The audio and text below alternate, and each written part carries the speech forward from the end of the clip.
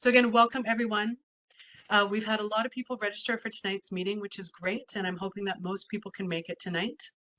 I understand that some of you who are joining us tonight have participated in previous meetings, so I just wanted to thank you for your ongoing contributions towards this project. And I also know that there will be new people joining us tonight, so again, thank you for being here. My name is Erin Senior, and I'm going to be the host for tonight's meeting. Before we begin, I would like to acknowledge the lands which constitute the present-day City of Mississauga as being part of the treaty and traditional territory of the Mississaugas of the Credit First Nations, the Haudenosaunee Confederacy, the Huron-Wendat and Wyandot Nations. We recognize these people and their ancestors as people who inhabited these lands since time immemorial. The City of Mississauga is home to many global Indigenous peoples, and as a municipality, the City of Mississauga is actively working towards reconciliation by confronting our past and present and providing space for Indigenous peoples within their territory to recognize and uphold their treaty rights and to support Indigenous peoples. We also formally recognize the Anishinaabe origins of our name and continue to make Mississauga a safe place for all Indigenous peoples. For those of you who are joining us by phone, I will now walk through the agenda. Tonight, I will quickly go over some housekeeping guidelines, as well as how to partake in the meeting. We will hear opening remarks from Councillor Tedjo. I will introduce the project team, and they will present the findings from the air quality study. After this, there will be 30 minutes for clarification questions and discussions. And then we'll hear on the project updates as well as next steps, followed by a second clarification and discussion period for about 15 to 20 minutes. And then we will start to wrap up the meeting. Thank you so much, Erin, and thank you to you and your team, Romus, and everyone on the team who's been working on this for so long. The community engagement sessions that we put on are so important and essential to what we do as a city and what we do really well as a city. So congratulations to all the teams here for getting to this point. And I know it's been a long process, but it's a really important process. We have a lot of our ratepayer presidents here. We have a very engaged community here in Ward 2. I'm actually at Clarkson Community Center right now. I'll change the background so people don't have to see people walking through the doors, but you know, this is what this community is about. It's about getting out there and trying to build that neighborhood that we all want to be a part of. So I just wanted to level set a little bit off the top that, you know, we're currently in an environment with a provincial government that has mandated a significant amount of growth on municipalities. There's a new plan for 1.5 million homes across Ontario over the next 10 years. And Mississauga's share of that is 120,000, and Peel's share of that is 250,000 over the next 10 years. This accelerated the city and the region's plan from 30 years to 10 years. And frankly, we've had some difficult discussions with the province around how we could potentially reach those targets. Is there infrastructure for it? Is there space for it? Is there transit for it? How do we create the best conditions to plan appropriately for these places so that, you know, we're not overburdening certain neighborhoods and that we're making sure we're doing our due diligence in terms of planning.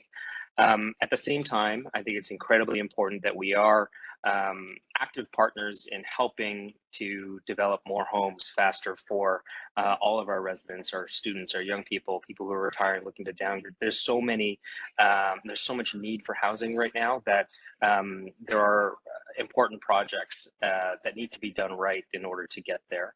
And the environment is a huge piece of that. And the reason that we're doing that, the city did the study, is a huge piece of that as well. Today is World Water Day. Fortunately, I was able to pass with council today a motion to support that and to make sure we're taking care of our water. We have a lot of efforts in terms of the climate action plan that we are updating after the IPCC report came out earlier this week, talking about how we are nowhere near hitting our targets to 1.5 degrees. All of that is taken in context of the needs of the city, the needs of residents, future residents, and the development that is going to be happening here. So I want to thank everybody for being part of this conversation, for being so engaged, and really having the best community that we have here for people to come in and contribute to this. So I hope we can have a very open and positive discussion around this this issue today. And as always, my office is always open, happy to chat about this. So thank you everyone here, and I'll turn it back to you, Erin. Thank you again, Councillor. That was wonderful opening remarks. So if we can move to the next slide. So for tonight's presentation, you will be hearing from Romus, the project lead, and he will be walking us through the findings of the air quality study. Following the first discussion period, Terrell, the project co-lead, will walk us through the project's next step. And in addition to Romus and Terrell, we have other subject matter experts on the call from the city as well as from Dillon Consultant. So we'd just like to introduce them before we begin. I would like to welcome Amir Ivani, Hamish Corbett-Haynes, and Rob Willis from Dillon Consulting, who are part of the city's peer review panel for the air quality study and human health assessment. Thank you again for joining us on this call tonight. So with that, I would like to now turn the presentation over to Romus to review the air quality study findings. Thank you, Erin, and good evening, everyone. So why did we start the Clarkson Transit Station Area study? There were really three main reasons. First, there were several provincial policy changes that happened, primarily the introduction of policies around major transit station areas, or otherwise known as MTSAs. Second, we were approached by developers to consider some redevelopment opportunities of underutilized lands adjacent to the Clarkson GO station. And lastly, building complete transit-oriented communities around transit stations makes for good planning. Next slide. So over the last few years, there have been many changes to various policy documents, such as the provincial policy statement and specifically the growth plan that requires municipalities to primarily direct growth to major transit station areas. What are MTSAs? They are areas within 500 to 800 meters or a 10-minute walk around an existing or planned transit station.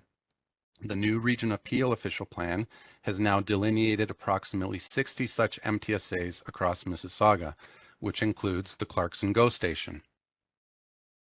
The new policies require us to accommodate a minimum of 150 residents and jobs per hectare or an additional 6,200 people and jobs within the Clarkson MTSA, considering the existing population that's already there. So in 2018, the city hired a team of consultants and started studying the area shown on the slide to determine how best to accommodate the new growth around the Clarkson station. A lot of the background work we did in the earlier phases helped determine the boundary of the Clarkson MTSA, which is shown in the red outline on the slide in front of you. Next slide. By March 2019, we had held 2 community meetings whereby we received feedback on the type of built form envisioned for the area, primarily concentrating most of the growth around the GO station with heights transitioning down the further from the station one got. There was also a desire to have a mix of uses and amenities, as well as improving access and walkability around the station area. We also heard from residents about concerns with local air quality, which is really what we're here to discuss with you today. So in 2020, we added a requirement in our official plan for a local air quality study to be completed prior to any changes in land use occurring in the South Down employment area. The portion of the South Down employment area that is within the Clarkson MTSA boundary is shaded in blue, and the MTSA boundary shown with a red outline. This is the area where current policies in the Mississauga official plan do not permit residential uses. And through the course of this study, we are considering to introduce some changes that would allow us to accommodate more residential growth in the Clarkson MTSA.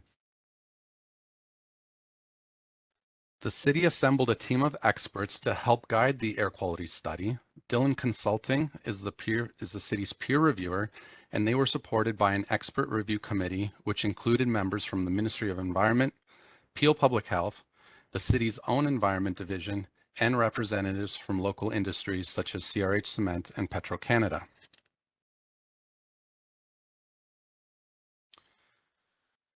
The city worked with a team of experts to prepare terms of reference that determined the scope and detailed technical requirements of the study. This included requirements for a land use compatibility analysis, air quality monitoring, dispersion modeling, and finally a human health assessment. I'll describe each of these 4 components of the study over the next few slides.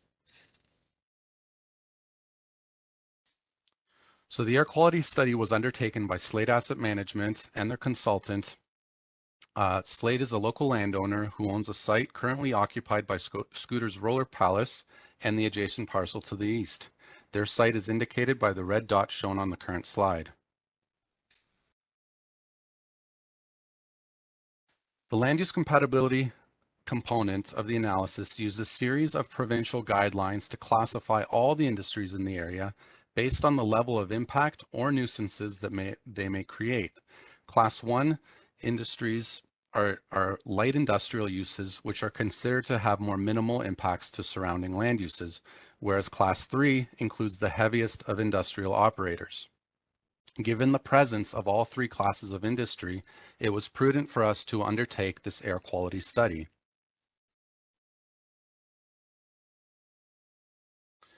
The air quality monitoring component required, I'll call it a little mini weather station to be set up on the developer's property to measure air quality for a period of 6 months, which started in July 2020.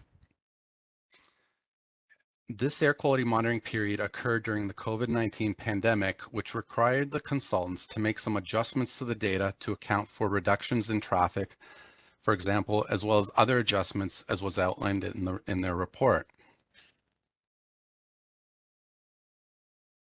The air dispersion model used computer software to consider the cumulative impact of major industries in the area and to combine that with the ambient air quality data collected from the site, as well as assessing the impact from local weather patterns and proximity of this location to Lake Ontario. So essentially, the model uses a variety of inputs and assumptions to predict various future air quality scenarios under a wide array of possible weather conditions. So what did all the modeling and analysis determine? The key findings were that there were several pollutants that did register above acceptable standards as set out by the province.